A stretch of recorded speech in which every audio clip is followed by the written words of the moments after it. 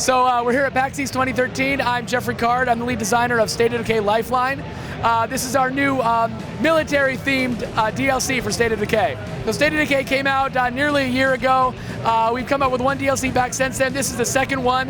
It's going to come out in early June, and we're just really excited to be showing it to people here at PAX. For those who haven't played the game, explain what a zombie simulator is.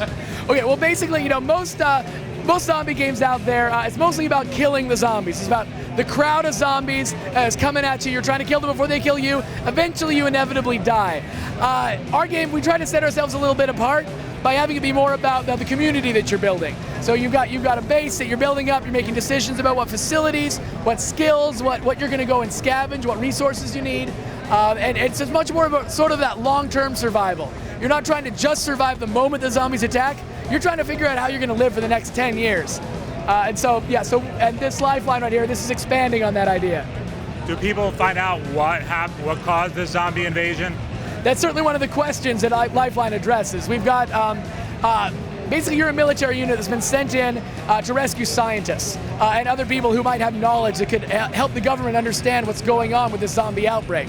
But ever since you arrive, things get worse and worse and worse, and you begin to even doubt if you're ever going to find an answer to this problem.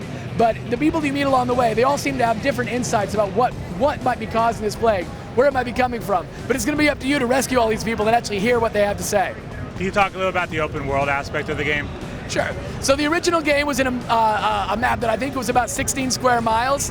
The towns of Spencer's Mill and Marshall, and you could explore those towns freely. There's a lot of different bases that you could decide to take over. There was dozens and dozens of houses, buildings, factories, warehouses that you could go in, scavenge for what you needed, and take it back to your base. It's very open and free roaming, and we kind of brought that same philosophy over to Lifeline. We've gone over to the neighboring city.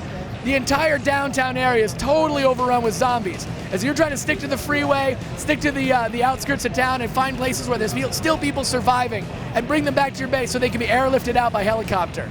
Can you talk a little about the combat, the weapons that you guys are introducing? Well, this guy Brant over here, he never stops making guns.